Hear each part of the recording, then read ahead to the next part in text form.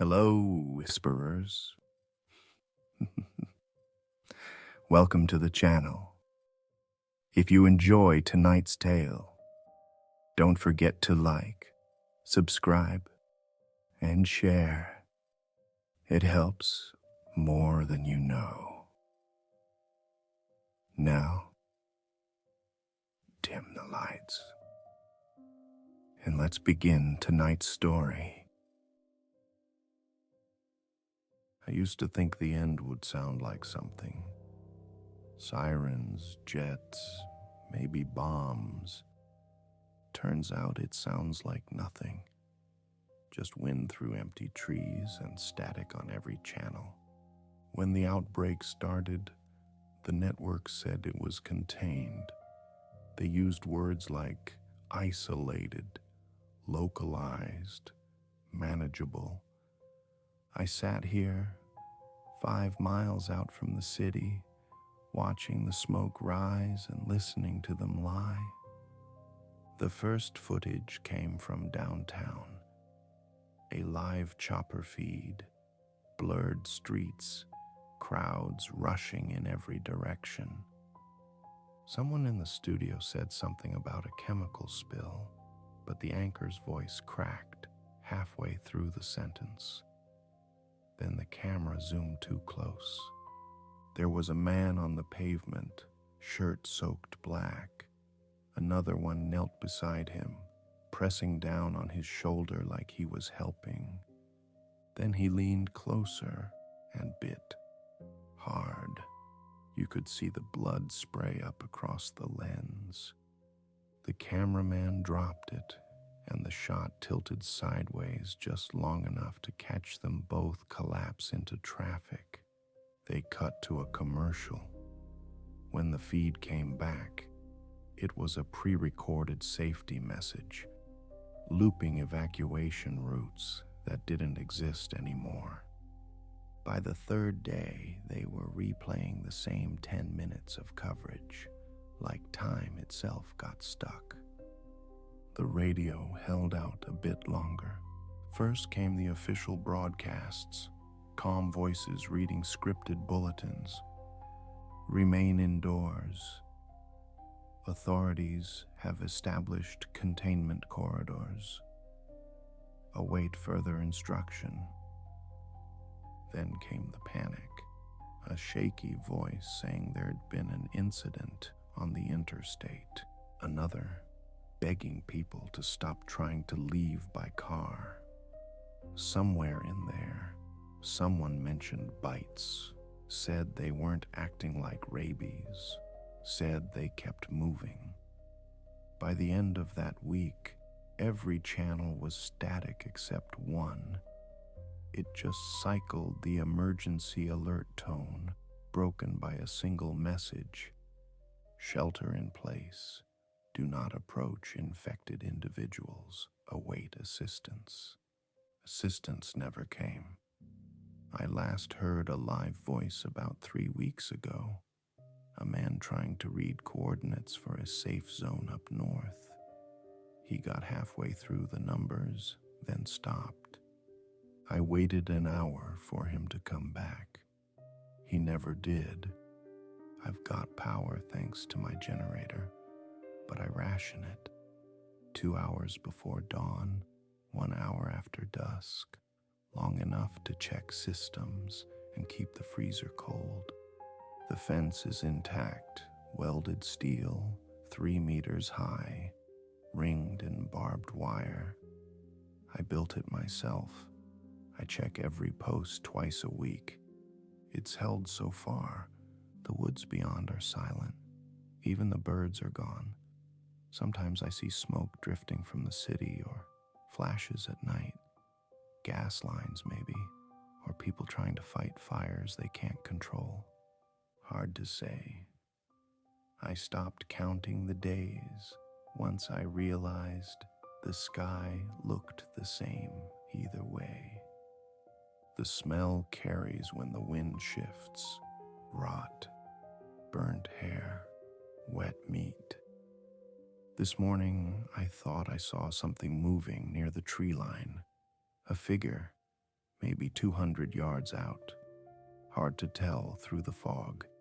It didn't walk right, just sort of drifted like its feet forgot how ground works. I watched it until dark. Never saw it turn around. Never saw it stop. Tonight I shut down the generator early. No reason to draw attention. I sat near the front window, watching the faint light from the city fade behind the hills. Then the quiet set in, the kind that presses against your ears. Sometime after midnight, I woke up to a sound I don't hear much. Footsteps, not running, not steady, just slow, uneven, step, drag, step, drag. I stayed still, listening. The gravel path wraps around the fence line, so the sound carries if anything moves along it. Whatever it was, it kept brushing against the metal. You can tell by the way the echo rings. Hollow, distant, not close enough to be a threat, but close enough to know it's real. It didn't groan, didn't moan, just scraped and shifted like it couldn't figure out what was in its way. After a while, the noise stopped. Then came the smell, faint but fresh. I sat there until the sky started to lighten. No more movement. I'll check the fence in the morning. Probably just one of them that wandered too far from the city. But they're not supposed to make it this far. I checked the fence at dawn. Didn't sleep much. Every time I started to drift off, I'd hear that dragging sound again in my head. Gravel shifting, metal humming. When the sky finally started to turn gray, I grabbed my rifle and walked the perimeter. The morning air had that heavy, wet cold that settles after a night without wind. You could smell the rot before you saw anything. The north section looked fine at first. Barbed wire tight, posts upright, tripwires still in place. But about 30 feet from the corner, I found something. Mud prints, not boot treads. Bare, human. At least they used to be. The toes had torn or flattened, leaving only rough edges. The heel mark was sunken deep, like whoever made it had stumbled forward on stiff legs. I followed them to the fence. Right there, pressed against the steel mesh, was a smear of dried blood, rust red, flaky. A few inches lower, a darker streak, fresh, maybe a day old. Something had leaned into the fence hard enough to tear itself open, probably caught on the wire. I looked around for a body, but there wasn't one. Just drag marks leading back toward the woods. 2 parallel furrows, like a pair of heels raked through mud. I didn't follow them far. No reason to risk it. I've got rules for that. Instead, I reinforced the section, added another run of barbed coil along the base, then a strip of sheet metal across the bottom to muffle movement. If they scrape again tonight, I'll hear it cleaner through the ground. While I worked, the smell kept shifting. You can tell how close they've been from that. Newer ones smell sharper, more like iron than death. Older ones just reek of rot and rain. This one was somewhere in between. I caught myself checking the tree line more than the fence. It's quiet out here, always has been. But today felt heavier, like the air itself was holding its breath. When I got back to the house, I logged the encounter. Date, time, section, findings. I keep it all written down. Helps me track patterns. Makes it feel like this is still a system I can manage. After breakfast, I went back out with binoculars, scanned the tree line. Nothing, not even crows. I used to see them circling after the first week. They'd follow the smell. Now it's like even they've learned to stay away. I spent the afternoon cycling the generator, topping fuel. Routine, always the routine. But something felt off. Late in the day, I noticed a shape by the southern fence line. Thought it was a stump at first. Then it moved, not fast, just a small shift, like a sway. I raised the binoculars again. Couldn't make out details through the heat shimmer, but it was upright, human-shaped. I watched it for 10 minutes. It didn't turn, didn't fall, didn't react, just stood there. Then the sun dipped behind the ridge and it vanished into shadow. I didn't see it move. 1 second it was there, next it was gone. When I shut down the generator tonight, I made sure the house lights were off first. Don't want to draw attention.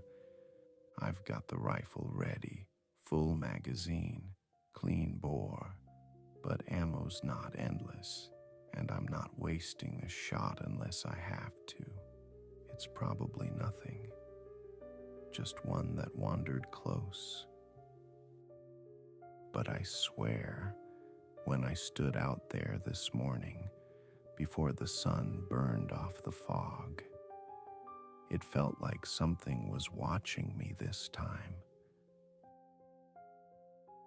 It started raining around dusk. No warning, just a heavy drop on the tin roof, then another, then a wall of water that swallowed the yard whole. Within minutes, the property turned to fog and mud. The kind of downpour that erases everything, footprints, smells, sound. I should have stayed inside, but storms make it harder to hear movement. If something was close, I wanted to know before night set in. I took the flashlight and my rifle, checked the chamber, loaded full. The mud sucked at my boots as I moved toward the north fence. Visibility was almost nothing. Flashlight beam bouncing off the sheets of rain, light scattering like mist. You could barely tell where the ground ended and sky began. Then I caught a smell under the rain, faint but sharp, wet iron. Something was close. I swung the light across the fence line. For a moment, I thought it was a tree limb leaning against the wire. Then the beam caught a face, gray swollen, skin slipping at the edges. The rain ran over its scalp and into its open mouth, dribbling black water down its shirt. Its jaw hung loose, not open, just broken. It pressed against the fence like it was trying to remember how to stand. Behind it, another one, half crawling, half dragging. You could hear the wet slide of its palms against the mud. It didn't know I was there. They never do. A third shambled out of the dark, slow and heavy. Its shoulder caved in from something, maybe a fall, maybe a fight. Every step pulled its spine sideways, bones jutting against the skin like tent stakes. 3, all within 20 feet. The storm was loud enough to cover the gunfire. I braced against a fence post and lined up the first one. A clean chest shot dropped it. Not for good, but long enough to finish with a second round to the head. The second was harder. Rain blurred the sights. Missed the first, hit the collar, dropped it with the second. The last one didn't react, just kept walking into the wire, scraping at the metal like it didn't understand it couldn't move forward. I took my time, slow breath, one squeeze. It fell face first into the mud and didn't get up. Thunder rolled a second later, swallowing the shots. I waited a few minutes before moving, watched for any others. Nothing but rain and wind. Then I advanced, staying along the fence. The first one's skull was split, eyes still twitching. Reflex, not life. The other two were sprawled at odd angles, limbs bent wrong. I dragged them clear of the fence with a hooked pole. The bodies were heavy from the water, slick and soft. The first one came apart at the shoulder when I pulled, flesh sloughing from the joint. The smell cut through the rain for just a second.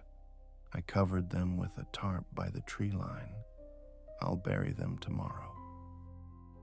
The barbed wire's bent near the corner now. Looks like one of them hit it hard on the way down. I'll need to reinforce it before the next storm. When I came back inside, I logged it all. Time, location, 3 kills, 2 headshots clean, 1 follow-up. The rain's still coming down hard, washing everything back into the dirt. That's the problem with storms. They hide everything. Sound, tracks, blood. If I hadn't gone out tonight, I wouldn't have known they were there until morning. And I keep thinking, if 3 made it this far together, there might be more behind them. I didn't sleep. The rain stopped before dawn, but the silence it left behind was worse. No frogs, no wind, just the steady drip of water sliding off the roof and into puddles. I made coffee, sat by the window, and waited for enough light to see the fence. From the kitchen, I could just make out their shapes, 3 dark humps near the tree line. By the time I stepped outside, the air was heavy and wet. Steam rose from the ground. The smell hit before I reached them. It's different after rain, less sharp, more sour, like the earth itself is trying to spit it back out. The tarp had sunk halfway into the mud. I pulled it aside and saw what was left. They don't stay whole for long anymore. Skin sloughs faster than you'd think, especially in the heat. One's jaw had come loose completely, hanging by a thread of tissue. Another's arm was bent underneath. Bone splintered. They all looked smaller now, like the rain took half their weight. Burying's no good. I learned that the first week. You dig one in, and a storm just brings them back up. So I went with fire, dragged them to the clearing downwind, piled brush and dry scrap wood, soaked it all with fuel. You don't want to look when they start burning, the way fat cooks off, the sounds they make. But you have to be sure. When it was over, I waited until the last embers died, then covered what was left with soil. Marked the spot in my logbook. 3 confirmed. The fence repair took most of the afternoon. Bent the top coil back into place, reinforced the posts, added another strand of barbed wire for good measure, logged the time, logged the weather, logged the smell. That's how you stay sane. Write it all down. Treat every day like data. By sunset, the field was still again, steam rising off the burned patch, air tasting clean for the first time in days. I walked one more lap around the perimeter, rifle slung, flashlight off, the ground squelched under every step. No movement, no shapes, no smell. For now, that's all I can ask for. Inside, I shut down the generator early. The silence came back, thick, complete. You start to miss the hum after a while. Gives your mind something to wrap around. I sat by the window watching the tree line fade into night. The glass caught my reflection more than anything beyond it. Just me, same as always. The city's gone. The broadcasts are gone.